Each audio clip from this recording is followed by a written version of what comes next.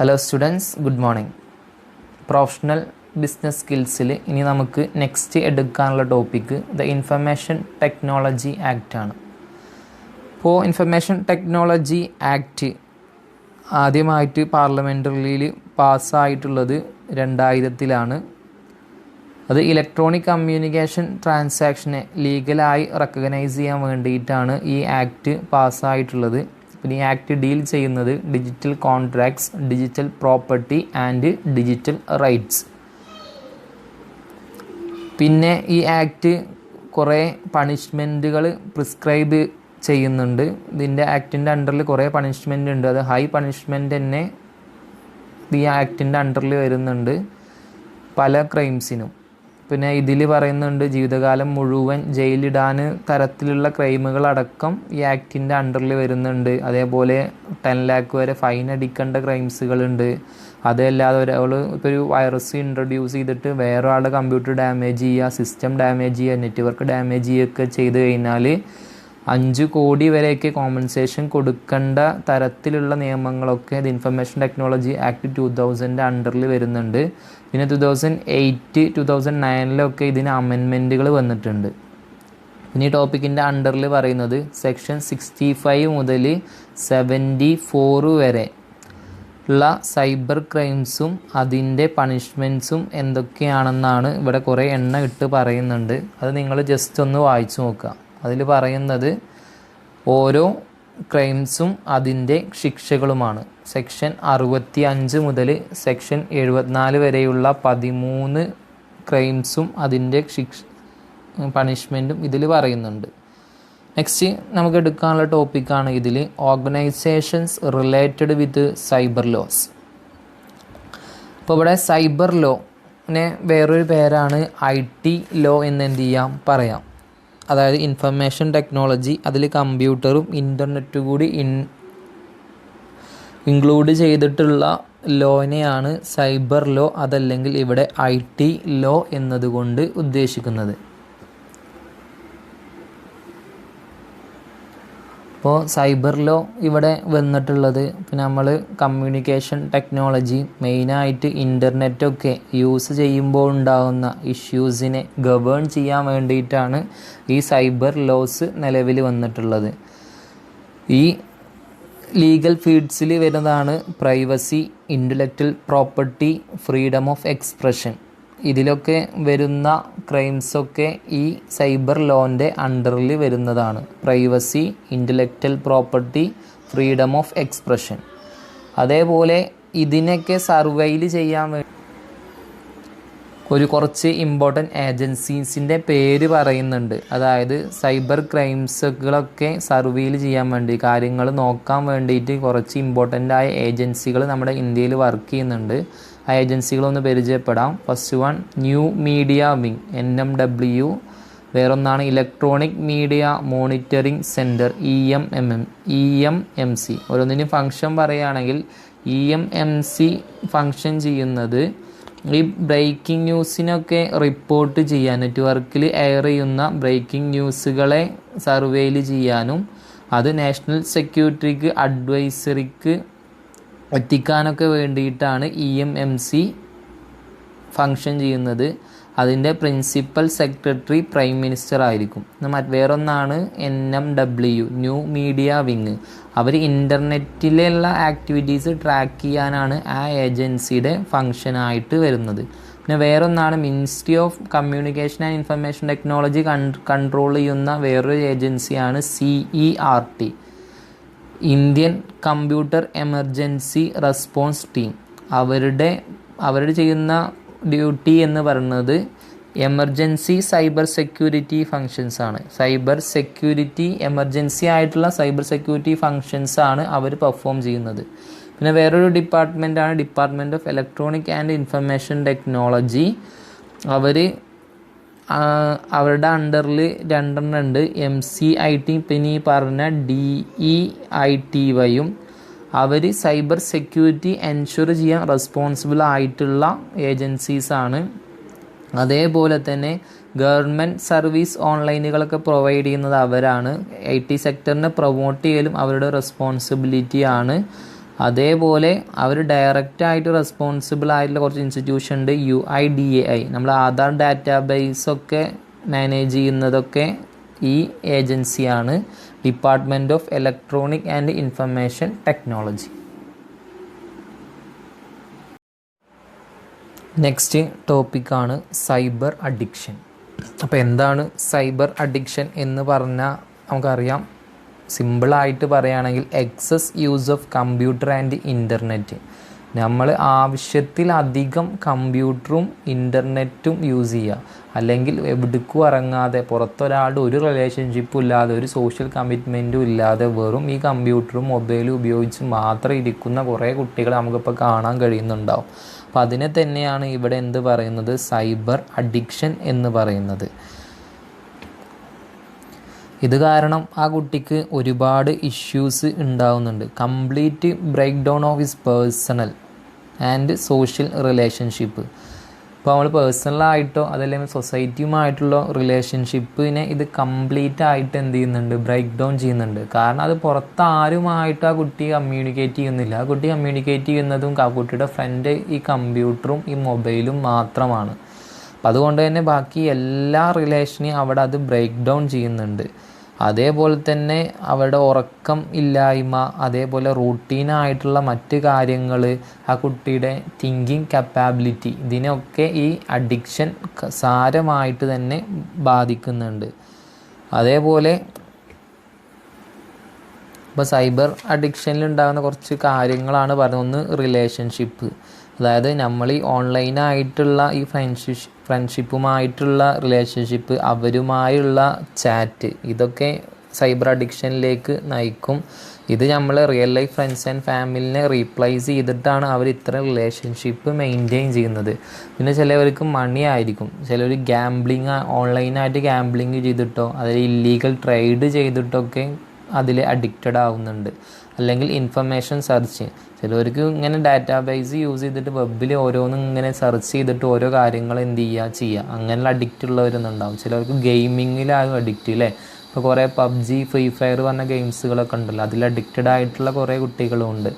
എല്ലാതും നമുക്ക് വേണം, പക്ഷെ അതിനൊക്കെ നമുക്കൊരു ലിമിറ്റ് വെക്കുന്നത് എപ്പോഴും എന്താണ്, നല്ലതാണ്. നെക്സ്റ്റ് പറയുന്നതാണ് സെക്സ്, അതായത് മോശം രീതിയിലുള്ള chat rooms, cyber sex, pornography ഒക്കെയാണ് അതിൽ അഡിക്റ്റഡ് ആയിട്ട് പറയുന്നത്. പിന്നെ നെക്സ്റ്റ് ടോപ്പിക്കാണ് why can become addicted to internet. Who can become addicted to internet. ആർക്കാണ് ഇൻ്റർനെറ്റിൽ അഡിക്റ്റഡ് ആവാൻ പറ്റുന്നത്? ആർക്കും പറ്റാം അല്ലേ.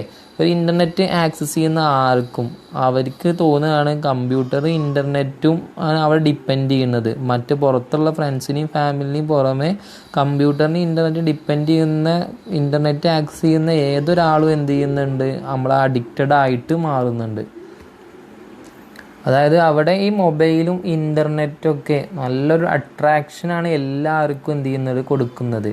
അവൈലബിലിറ്റി ഓഫ് ഓൾ ടൈം, എല്ലാ സമയത്തും അത് അവൈലബിൾ ആണ്. അതേപോലെ തന്നെ ഈസി ആയിട്ട് ആക്സസ് ചെയ്യാൻ പറ്റും. ഇപ്പം നമുക്ക് കയ്യിൽ മൊബൈൽ ഒരു നെറ്റും ഉണ്ടെങ്കിൽ എല്ലാ കാര്യങ്ങളും നമുക്ക് എന്ത് ചെയ്യാം, ഈസിയായി ആക്സസ് ചെയ്യാം.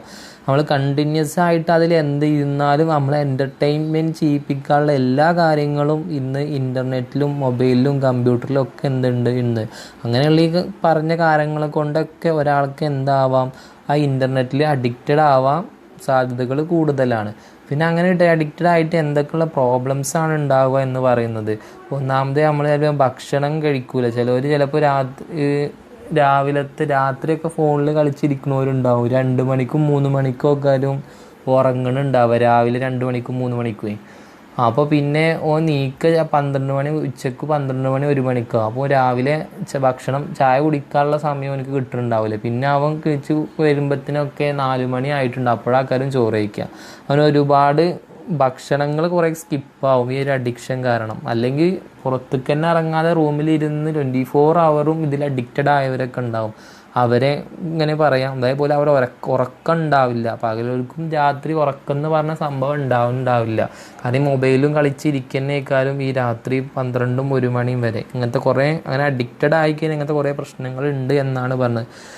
പിന്നെ നമ്മൾ ഡെയിലി ചെയ്യുന്ന പല റൂട്ടീൻ കാര്യങ്ങളും റീഅറേഞ്ച്മെൻറ്റ് വരും. സ്റ്റഡീസിലൊന്നും ശ്രദ്ധിക്കാൻ കഴിയുന്നില്ല. പുറത്തുള്ള ഒരു ആക്ടിവിറ്റിയിലും നമുക്ക് പങ്കെടുക്കാൻ കഴിയില്ല. എങ്ങനെയാണ് മോർ ടൈം ഈ ഓൺലൈനിൽ സ്പെൻഡ് ചെയ്യുക എന്ന റെസ്പോൺസിബിലിറ്റിയിലായിരിക്കും അഡിക്റ്റഡ് ആയിട്ടുള്ള ആളുകൾ ഉണ്ടാവുക. അതേപോലെ തന്നെ ഞാൻ മുന്നേ പറഞ്ഞു, പുറത്തുള്ള റിലേഷൻഷിപ്പിലും ഫ്രണ്ട്സിൻ്റെ ഒക്കെ റിലേഷൻഷിപ്പിന് അതെന്ത് ചെയ്യുന്നുണ്ട്, എഫക്റ്റ് ചെയ്യുന്നുണ്ട്. ചിലർക്ക് ഫിനാൻഷ്യൽ പ്രോബ്ലം ഉണ്ടാവും. അതെങ്ങനെയാണ് ഉണ്ടാവുക? ഇപ്പോൾ നമ്മൾ പല കണ്ടൻറ്റ് കാണാൻ പേയ്മെൻറ്റ് കൊടുക്കുമ്പോഴോ അല്ലെങ്കിൽ ഗാംബ്ലിങ് ചെയ്യുമ്പോഴോ പലതും സബ്സ്ക്രൈബ് ചെയ്യുമ്പോഴൊക്കെ ക്യാഷ് കൊടുക്കേണ്ടതായിട്ട് വരും. കാരണം അവർ അഡിക്റ്റഡ് ആണ്. അഡിക്റ്റഡ് ആകുമ്പോൾ അവർക്ക് അത് കിട്ടിയിട്ടില്ലെങ്കിൽ അവർക്കത് കഴിയില്ല. അപ്പോൾ അവർ എവിടുന്നെങ്കിലും ക്യാഷ് ഉണ്ടാക്കിയിട്ട് അതിൽ സബ്സ്ക്രൈബ് ചെയ്യേ അല്ലെങ്കിൽ കണ്ടൻറ്റിന് പേ ചെയ്യുക, ഗാംബിൾ ചെയ്യുക ഒക്കെ ചെയ്യുന്നുണ്ടാവും. അതേപോലെ നമ്മൾ ഫിസിക്കലായിട്ടും കുറേ പ്രോബ്ലംസും ഉണ്ടാവുന്നുണ്ട് എന്നാണ് പറയുന്നത്. പിന്നെ ഇതേ പറഞ്ഞ പോലെ തന്നെ കുറച്ച് റിസ്ക് ഫാക്ടേഴ്സും കൂടിയും പറയുന്നുണ്ട്. ആങ്സൈറ്റി ഉണ്ടാവാം, ആ ഒരു കുട്ടിക്ക് ഡിപ്രഷൻ ഉണ്ടാവാം. ഇങ്ങനെ ഈ ഇൻ്റർനെറ്റ് അഡിക്ഷൻ തന്നെ മറ്റുള്ള അഡിക്ഷനിലേക്ക് നയിക്കുക. അതായത് ഡ്രഗ്സ് യൂസ് ചെയ്യുക, ആൽക്കഹോൾ യൂസ് ചെയ്യുക, പിന്നെ ഗാംബ്ലിങ്, സെക്സ്, ഇതുപോലുള്ള മറ്റ് അഡിക്ഷൻസിലേക്ക് എന്ത് ചെയ്യാം, നയിക്കാം. പിന്നെ ലാക്ക് സോഷ്യൽ സപ്പോർട്ട്. അതിൽ പറയുന്നത് അവരുദ്ദേശിക്കുന്നത് ഏറ്റവും സേഫായിട്ട് നമ്മളെ റൂമിൽ ഇരുന്നിട്ട് മെസ്സേജ് ചെയ്യുക, ഓൺലൈനായിട്ട് ഗെയിം കളിക്കുക, അങ്ങനെ പുതിയ റിലേഷൻഷിപ്പ് സേഫായിട്ട് ഉണ്ടാക്കുക എന്നാണ്. അവിടെ നമ്മുടെ സൊസൈറ്റിയുമായിട്ടുള്ള ഒരു ബന്ധമോ സേഫായിട്ടുള്ള സപ്പോർട്ടോ അവിടെ ആ കുട്ടിക്ക് അല്ലെങ്കിൽ അഡിക്റ്റഡ് ആയിട്ടുള്ള പേഴ്സൺ ഉണ്ടാവുന്നില്ല. പിന്നെ ടീനേജേഴ്സിനെ ആയിരിക്കും ഈ ഇൻ്റർനെറ്റ് അഡിക്ഷൻ കൂടുതലായിട്ട് ബാധിക്കുക. കാരണം അവരെ വിചാരം ഇതാണ് ഏറ്റവും വണ്ടറായിട്ടുള്ള വേൾഡ് എന്നാണ്. അവർക്ക് റിയൽ ഫ്രണ്ട്സിനെയൊക്കെ മോർ കംഫർട്ടബിൾ ആയിട്ട് ഈ അഡിക്റ്റഡ് ആയ ടീനേജേഴ്സിന് തോന്നുന്ന ഈ ഇൻ്റർനെറ്റ് എന്ന ലോകത്തിനോടായിരിക്കും. പിന്നെ എങ്ങനെയാണ് ഈ ഇൻ്റർനെറ്റ് അഡിക്ഷനെ മാനേജ് ചെയ്യുക എന്നതാണ് അടുത്തതായി ടോപ്പിക്കിൽ പഠിക്കാനുള്ളത്. Managing internet addiction. First point പറയുന്നത് identify any underlying reason that need treatment. എന്താണോ അവന് അഡിക്റ്റഡ് ആവാനായിട്ടുള്ള റീസൺ അത് ഐഡൻറ്റിഫൈ ചെയ്തിട്ട് ആ ആവശ്യത്തിന് എന്ത് കൊടുക്കുക, ട്രീറ്റ്മെൻറ്റ് കൊടുക്കുക. സൈക്കോളജിക്കൽ ഡിസോർഡർ ആയിട്ടുള്ള ഡിപ്രഷൻ, ആൻസൈറ്റി ഒക്കെ ചിലർ സൈബർ അഡിക്ഷനിലേക്ക് നയിക്കാം. അപ്പോൾ സൈബർ അഡിക്ഷൻ അല്ല, പകരം ആ ഡിപ്രഷൻ, ആൻസൈറ്റി എന്നുള്ള ഡിസോർഡേഴ്സിനെ അവിടെ ട്രീറ്റ് ചെയ്യാനാണ് പറഞ്ഞത്. അതേപോലെ നെക്സ്റ്റ് ടോപ്പിക്കാണ് പറഞ്ഞത് ഇൻക്രീസ് ദി കോപ്പിംഗ് സ്കില്ല്. ചില കുട്ടികൾക്ക് പുറത്തൊരാളുമായിട്ട് ഇടപഴകാനൊക്കെ എന്തായിരിക്കും, ഒരു ഷൈനസ് ഉള്ള കുട്ടികളുണ്ടാവും. അവർ ലോട്ട് ഓഫ് ടൈം ഇൻ്റർനെറ്റ് ആയിരിക്കും അവർ യൂസ് ചെയ്യുന്നുണ്ടാവുക. ആ ഒരു പ്രശ്നത്തെ മാനേജ് ചെയ്യാനുള്ള സ്കിൽസ് അവരിൽ എന്ത് ചെയ്യണം, വളർത്തിയെടുക്കണം. പിന്നെ സ്ട്രെങ്തൻ ദി റിലേഷൻഷിപ്പ്. നമ്മൾ ഈ ഇൻ്റർനെറ്റുമായിട്ടുള്ള ആ ഒരു റിലേഷൻഷിപ്പിൽ നിന്ന് മാറി പുറത്ത് റിയൽ ലൈഫിലുള്ള റിലേഷൻഷിപ്പിനെ സ്ട്രോങ് ആയിട്ട് ബിൽഡ് ചെയ്യണം എന്നാണ് ഇതിൽ പറയുന്നത്. പിന്നെ encourage other interest and social activities. ഈ ഇൻ്റർനെറ്റിന് പുറമെ നമ്മുടെ സൊസൈറ്റിയിലുള്ള സോഷ്യലായിട്ടുള്ള പല കാര്യങ്ങളെ അവരെ എൻകറേജ് ചെയ്യിപ്പിക്കുക, അതിൽ അവർക്കൊരു ഇൻട്രസ്റ്റ് അവരിൽ വളർത്തിയെടുക്കുക. അതേപോലെ monitor computer use and set clear limits. Parents പ്രത്യേകം ശ്രദ്ധിക്കാനുള്ളത് അവരുടെ കമ്പ്യൂട്ടർ ഇൻ്റർനെറ്റ് യൂസിനെ എപ്പോഴും മോണിറ്റർ ചെയ്യുക. അതിന് അവർക്ക് കൃത്യമായ സമയം വെച്ചിട്ട് ആ സമയത്തിൽ മാത്രം അവർ ഉപയോഗിക്കാൻ വേണ്ടി ഒരു ടൈം ലിമിറ്റ് കൊടുക്കുക. ഇങ്ങനെയൊക്കെ ചെയ്യുമ്പോൾ നമുക്ക് ഇൻ്റർനെറ്റ് അഡിക്ഷനെ മാനേജ് ചെയ്യാൻ പറ്റും എന്നാണ് പറയുന്നത്. നെക്സ്റ്റ് നമുക്ക് നോക്കാനുള്ള ടോപ്പിക്കാണ് information overload. Information overload simply പറയുകയാണ് too much information is called information overload. നമുക്ക് ആവശ്യത്തിൽ അധികമുള്ള ഇൻഫർമേഷൻ ഉണ്ടെങ്കിൽ അവിടെ ഇൻഫർമേഷൻ ഓവർലോഡ് ആണെന്ന് എന്ത് ചെയ്യാം, പറയാൻ പറ്റും. അതായത് കുറേ ഇൻഫർമേഷൻ എടുക്കുകയാണെങ്കിൽ ആ ഇൻഫർമേഷൻസിൽ ഏതാണ് ഇമ്പോർട്ടൻ്റ് ആയിട്ടുള്ളത്, ഏതാണ് അൺഇമ്പോർട്ടൻ്റ് ആയിട്ടുള്ളത് എന്ന് തിരിച്ചറിയാൻ പറ്റാത്ത അവസ്ഥ. അപ്പോൾ അത്രയും അധികം ഇൻഫർമേഷൻസ് അവിടെ നിന്ന് ഒക്കൂർ ചെയ്യുന്നുണ്ട്. അങ്ങനെ ഒരു സിറ്റുവേഷനെയാണ് ഇവിടെ ഇൻഫർമേഷൻ ഓവർലോഡ് എന്ന് പറയുന്നത്. അങ്ങനെ ഓവർലോഡ് ഉണ്ടാകുമ്പോൾ ഒരു പ്രോബ്ലം സോൾവ് ചെയ്യാനും അതിന് കറക്റ്റ് ഡിസിഷൻസ് എടുക്കാനും ആ ഒരു മാനേജർക്ക് ഇൻഫർമേഷൻ ഓവർലോഡ് ആണെങ്കിൽ കഴിയുന്നില്ല എന്നാണ് പറയുന്നത്. അതായത് കൂടുതൽ അതിൻ്റെ ഏതൊക്കെ ഫോംസിലാണ് ഇൻഫർമേഷൻ ഓവർലോഡ് ആവുക എന്ന് പറയുമ്പോൾ form of reports, memos, new papers, journals and letters. ഇതൊക്കെ ഫോം ഓഫ് ഇൻഫർമേഷൻസ് വരുന്ന ഫോംസാണ്. അപ്പോൾ ഇതിലൊക്കെ ആവശ്യത്തിലധികം ഇൻഫർമേഷൻസ് ഇത്രയും ഫോമുകളിലൊക്കെ വരുന്നതിനെയാണ് നമ്മൾ ഇൻഫർമേഷൻ ഓവർലോഡ് എന്ന് പറയുന്നത്. അപ്പോൾ നെക്സ്റ്റ് അതിൻ്റെ എന്തൊക്കെയാണ് അതിൻ്റെ കാരണങ്ങൾ എന്നാണ് പറയുന്നത്, അല്ലെങ്കിൽ അതിനെ എഫക്റ്റ് ചെയ്യുന്ന ഫാക്ടേഴ്സ്. അതിൽ ഒന്നാമത്തെ ഫാക്ടറായിട്ട് പറയുന്നത് പീപ്പിളാണ്. അതായത് ഒരു മനുഷ്യനെ ഇവിടെ അതിൻ്റെ ഒരു ഫാക്ടറായിട്ട് കണക്കാക്കുന്നത് എന്ന് വെച്ചാൽ, ഒരു വ്യക്തിക്ക് ഒരു ഇൻഫർമേഷൻ പ്രോസസ്സ് ചെയ്യാൻ വേണ്ട സമയത്തേക്കാൾ കൂടുതലാണ് അവിടെയുള്ള ഇൻഫർമേഷൻ്റെ ക്വാണ്ടിറ്റി. അത് ചിലപ്പോൾ ഒരു വ്യക്തിയുടെയും കപ്പാസിറ്റി അനുസരിച്ചും എഡ്യൂക്കേഷൻ അനുസരിച്ചും ട്രെയിനിങ് അനുസരിച്ചും എക്സ്പീരിയൻസ് അനുസരിച്ചും അവരുടെ മോട്ടിവേഷനും സൈക്കോളജിക്കൽ സ്റ്റേറ്റൊക്കെ അനുസരിച്ച് ഓരോ വ്യക്തിയിൽ എന്തുണ്ടാവും, അവനിക്ക് പ്രോസസ്സ് ചെയ്യാൻ പറ്റുന്ന ഒരു കപ്പാസിറ്റി ഉള്ള ടൈം ഉണ്ടാവും. അതിനേക്കാൾ കൂടുതലായിട്ട് അവിടെ ഇൻഫർമേഷൻ ഉണ്ടെങ്കിൽ പീപ്പിൾ കാരണം എന്തുണ്ടാവാം, ഇൻഫർമേഷൻ ഓവർലോഡ് ഉണ്ടാവാം. അപ്പോൾ ഒരാൾക്കൊരു 100 ഇൻഫർമേഷൻ ആക്സസ് ചെയ്യാൻ കഴിയുന്നുവെങ്കിൽ മറ്റൊരാൾക്ക് 200 ആക്സസ് ചെയ്യാൻ കഴിയുന്നുവെങ്കിൽ ആ 100-നേക്കാൾ കൂടുതൽ എന്തുണ്ട്, അവിടെ 200 എണ്ണം ചെയ്യാൻ കഴിയുന്നുണ്ട്. അപ്പോൾ അത്രയും ഇൻഫർമേഷൻ അവിടെ എന്ത് ചെയ്യുന്നുണ്ട്, മാനേജ് ചെയ്യുന്നുണ്ട്. അപ്പോൾ ഈ ഇൻഫർമേഷൻ ഓവർലോഡിന് ഈ പീപ്പിൾസിന് എന്ത് ചെയ്യുന്നുണ്ട്, ഒരു ഫാക്ടറായിട്ട് അല്ലെങ്കിൽ റീസണായിട്ട് എന്ത് ചെയ്യാൻ കണക്കാക്കാം. അപ്പോൾ നന്നായിട്ട് കൈകാര്യം ചെയ്യാൻ പറ്റുന്ന ഓർഗനൈസേഷൻ സ്റ്റാഫ്സ്, പീപ്പിൾസ്, മാനേജേഴ്സ് ആ ഓർഗനൈസേഷനിൽ ഉണ്ടെങ്കിൽ അവിടെ ഇൻഫർമേഷൻ ഓവർലോഡ് നമുക്ക് എന്ത് ചെയ്യാം, റെഡ്യൂസ് ചെയ്യാം. അതിനാണ്ട് അവർ ട്രെയിൻ ചെയ്യണം, അവർക്ക് അതിനുള്ള എക്സ്പീരിയൻസ് ഉണ്ടാവണം, മോട്ടിവേറ്റ് ചെയ്യണം. ഈ കാര്യങ്ങളിലൂടെയൊക്കെ അവരുടെ സ്കില്ല് വർദ്ധിപ്പിച്ചിട്ട് അവിടെ ഇൻഫർമേഷൻ ഓവർലോഡ് റെഡ്യൂസ് ചെയ്യാൻ പറ്റും. അപ്പോൾ പീപ്പിൾ കാരണവും ഇൻഫർമേഷൻ ഓവർലോഡ് ഉണ്ടാവാം എന്നാണ് പറയുന്നത്. നെക്സ്റ്റ് വേറൊരു കാരണമാണ് ടെക്നോളജി. ടെക്നോളജി എന്ന് പറയുമ്പോൾ ഒരു ടു മച്ച് ഇൻഫർമേഷൻ ക്രിയേറ്റ് ചെയ്യല്ല ചെയ്യുന്നത്, പകരം അത് ആക്സസ് ചെയ്യാനുള്ള ഒരു സോഴ്സ് ടെക്നോളജി എന്ത് ചെയ്യുകയാണ്, കൊടുക്കുകയാണ്. അല്ലാതെ ടെക്നോളജി ഇൻഫർമേഷൻസ് ക്രിയേറ്റ് ചെയ്യുന്നില്ല. പക്ഷേ ടെക്നോളജി ഒരുപാട് സോഴ്സസ്, ഇത് ആക്സസ് ചെയ്യാനുള്ള കുറേ സോഴ്സസ് എന്ത് ചെയ്യുന്നുണ്ട്, പ്രൊവൈഡ് ചെയ്യുന്നുണ്ട്. ഇമെയിലായിട്ടും ഇൻട്രാനെറ്റായിട്ടും എക്സ്ട്രാനെറ്റായിട്ടും ഇൻ്റർനെറ്റും ആയിട്ടൊക്കെ ഒരുപാട് മേജർ സോഴ്സ് ഓഫ് ഇൻഫർമേഷൻസ് ഈ ടെക്നോളജി പ്രൊവൈഡ് ചെയ്യുന്നുണ്ട്. പിന്നെ അടുത്ത വേറൊരു കാരണം ഓർഗനൈസേഷനെ പറയുന്നത്. ഇതിൽ ഓർഗനൈസേഷൻ്റെ അണ്ടറിൽ പറയുന്നത് എപ്പോഴും ഡൈനാമിക് ആയിട്ടുള്ള ഓർഗനൈസേഷനാണ് ഒരു സക്സസ്ഫുൾ ആയിട്ടുള്ള ഓർഗനൈസേഷൻ എന്ന് പറയുന്നത്. ഡൈനാമിക് എന്ന് പറയുമ്പോൾ അവിടെ മാറ്റങ്ങൾ കൊണ്ടുവരണം, കോൺസ്റ്റൻ്റ് ആയിട്ട് നിൽക്കുന്നതല്ലാത്ത ഒരു ഓർഗനൈസേഷൻ.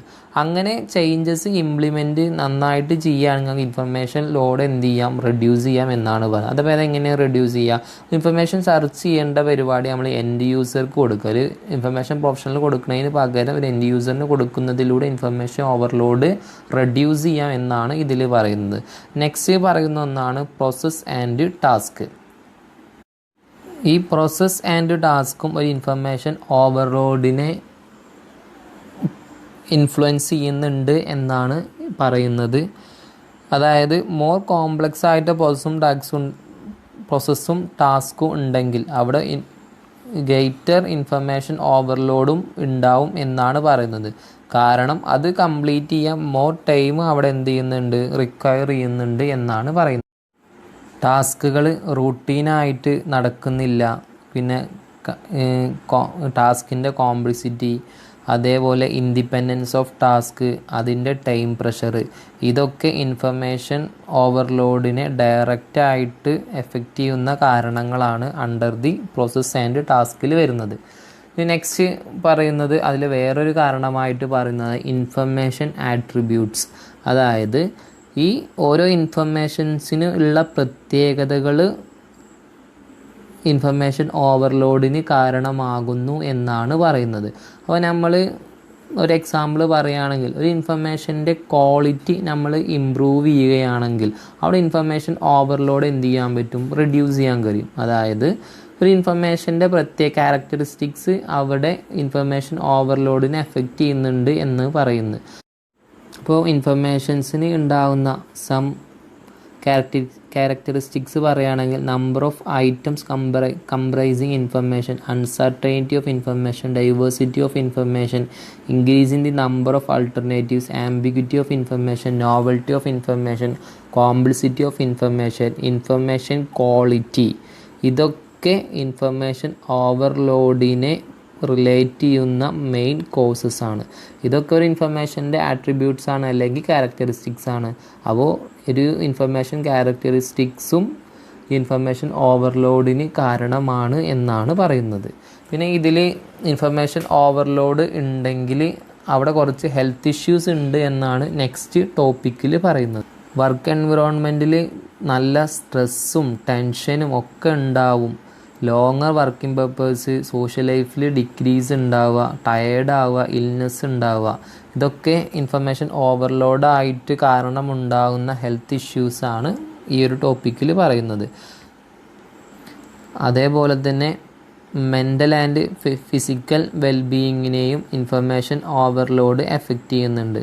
അതിൽ പറയുന്നതാണ് ഇൻക്രീസ്ഡ് ബ്ലഡ് പ്രഷർ, നമ്മുടെ BP കൂടും, ലോ മൂഡ് ആൻഡ് എനർജി, അതേപോലെ ബ്രെയിൻ പെർഫോമൻസ് ഡിക്രീസ് ചെയ്യും, കോൺസെൻട്രേറ്റ് ചെയ്യാൻ ഡിഫിക്കൽട്ട് ഉണ്ടാവും. അങ്ങനെ ഇതുപോലെയുള്ള മെൻ്റൽ ആൻഡ് ഫിസിക്കൽ പ്രോബ്ലംസും ഇൻഫർമേഷൻ ഓവർലോഡ് കാരണം ഉണ്ടാവുന്നുണ്ട് എന്നാണ് പറയുന്നത്. പിന്നെ അതേപോലെ ഇൻഫർമേഷൻ ഓവർലോഡിന് എന്തൊക്കെ പരിഹാരങ്ങളാണ്, സൊല്യൂഷൻസാണ് ഉള്ളത് എന്നാണ് നെക്സ്റ്റ് ടോപ്പിക്കിൽ പഠിക്കാനുള്ളത്. അതിൽ ഫസ്റ്റ് പറയുന്നതാണ് ഫിൽട്ടറിങ്. ഫിൽട്ടർ ചെയ്യുക എന്താണെന്ന് അറിയാം. നമുക്ക് ആവശ്യമുള്ള സാധനങ്ങൾ മാത്രം, യൂസ്ഫുൾ ആൻഡ് എസെൻഷ്യൽ ഇൻഫർമേഷൻ മാത്രം എന്ത് ചെയ്യുക, ആക്സസ് ചെയ്യുക. പിന്നെ മൾട്ടി ടാസ്ക് എന്ന് പറയുമ്പോൾ 2 or more job at A ടൈമിൽ എന്ത് ചെയ്യുക, പെർഫോം ചെയ്യുക. അതേപോലെ നെക്സ്റ്റ് ഒന്നാണ് എസ്കേപ്പിംഗ്. ഡിസ്റ്റർബൻസ് ആയിട്ടുള്ള എല്ലാ ഫിസിക്കൽ ആൻഡ് സൈക്കോളജിക്കൽ റെസ്ട്രിക്ഷൻസിനെയും എലിമിനേറ്റ് ചെയ്യുക. നെക്സ്റ്റ് പോയിൻ്റാണ് പ്രയോറിറ്റൈസിങ്. അതായത് ഏതാണോ ഇമ്പോർട്ടൻ്റ് ആയിട്ടുള്ള ടാസ്ക് അത് ഫസ്റ്റ് എന്ത് ചെയ്യുക, എടുക്കുക. Next delegating. ഏത് വർക്കാണ് മറ്റ് വർക്കേഴ്സിന് ഡിറ്റർമിൻ ചെയ്യേണ്ടത് എന്ന് തീരുമാനിക്കുക. പിന്നെ വേറെ ഒന്നാണ് റെഫ്യൂസിങ്. അതായത് ഏത് ടാസ്ക്കാണ് ചെയ്യാതെ വിടേണ്ടത് എന്നെന്ത് ചെയ്യുക, തീരുമാനിക്കുക. നെക്സ്റ്റ് പറയുന്നതാണ് സാധാരണ ഒരു ടാസ്ക് ചെയ്യുക എന്നത് എങ്ങനെയാണോ അതിന് ഡിഫറെൻറ്റ് വേവായിട്ട് ഡിഫറെൻറ്റ് പ്ലേസിൽ ആ ടാസ്ക് ചെയ്യുക എന്നാണ് അൾട്ടറിങ് കൊണ്ട് എന്ത് ചെയ്യുന്നത്, ഉദ്ദേശിക്കുന്നത്. അതുപോലെ അൺവാണ്ടഡ് ആയിട്ടുള്ള ഇൻഫർമേഷൻസ് കീപ്പ് ചെയ്യാതിരിക്കുക. അതുപോലെ ഒരു പേഴ്സണൽ സിസ്റ്റം ക്രിയേറ്റ് ചെയ്യുക. എന്തിനു വേണ്ടിയെന്ന് വെച്ചാൽ സ്റ്റോർ ചെയ്യാനും റിട്രീവ് ചെയ്യാനും, ഇൻഫർമേഷൻസ് സ്റ്റോർ ചെയ്യാനും റിട്രീവ് ചെയ്യാനും ഒരു പേഴ്സണൽ സിസ്റ്റം ക്രിയേറ്റ് ചെയ്യുക.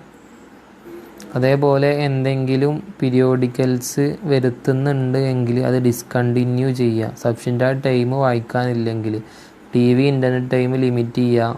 ന്യൂസ് കാണുന്നത് എന്ത് ചെയ്യുക, ലിമിറ്റ് ചെയ്യുക. ആവശ്യമല്ലാത്ത ഇമെയിൽ വരുന്നതൊക്കെ റിമൂവ് ചെയ്യുക. പിന്നെ ചാർട്ടും ഗ്രാഫ്സും ബാക്കി ഗ്രാഫിക് റെപ്രസെൻറ്റേഷനൊക്കെ വ്യൂ ചെയ്യുന്നത് പെട്ടെന്ന് ചെയ്യുക. പിന്നെ ആവശ്യമുള്ള മെയിലുകൾ മാത്രം സെൻഡ് ചെയ്യുക. വളരെ ഷോർട്ടായിട്ടുള്ള മെമ്മോസ് ഇമെയിൽ ക്രിയേറ്റ് ചെയ്യുക. പിന്നെ ഇമ്പോർട്ടൻ്റ് ആയിട്ടുള്ള കണ്ടൻറ്റ് ഫസ്റ്റ് ഇൻട്രൊഡ്യൂസ് ചെയ്യുക. തുടങ്ങി ഈ പറഞ്ഞ കാര്യങ്ങളൊക്കെ ചെയ്യുന്നതിലൂടെ നമുക്ക് ഇൻഫർമേഷൻ ഓവർലോഡ് റെഡ്യൂസ് ചെയ്യാം എന്നാണ് പറയുന്നത്. Okay, thank you. ഇനി നെക്സ്റ്റ് ടോപ്പിക്കുകൾ നമുക്ക് അടുത്ത ക്ലാസ്സിലെടുക്കാം.